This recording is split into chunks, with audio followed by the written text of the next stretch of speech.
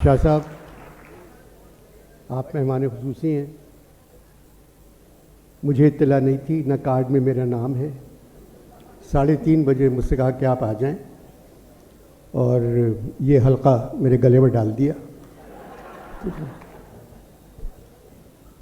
بات یہ ہے کہ ملک میں جمہوریت ہے، اس کے باوجود ایک کرسی پہ مراد علی شاہ بیٹھے ہیں، ایک کرسی پہ سردار شاہ بیٹھے ہیں، احمد شاہ یہاں بیٹھے ہوئے ہیں،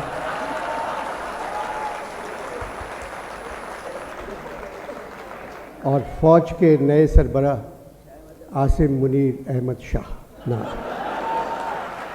ان کا پورا نام ہے عاصم منیر احمد شاہ عرف حافظ جی.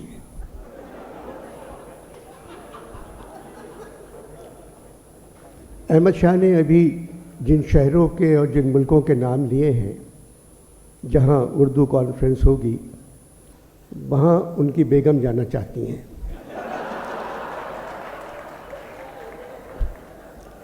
ورنہ اتنی جلدی یہ پروگرام نہیں بن سکتا. ان کی فرمائش تھی، احمد شاہ نے کہا چلیں اردو کانفرنس کر دیتے ہیں. ایک طویل عرصے سے شاہ صاحب یہاں ہیں اس عمارت میں. میں نے ان سے کہا شاہ صاحب اب چھڑی کسی اور کے ہاتھ میں دے دیں، تو کہنے لگے آپ نام بتائیں میں دے دیتا ہوں. میں نام نہیں بتا سکا.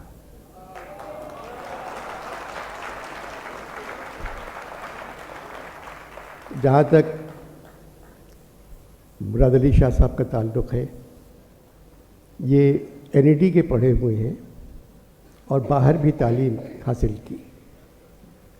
NED سے پڑھے ہوئے یہ واحد انجینئر ہیں، واحد جو پاکستان میں ہیں.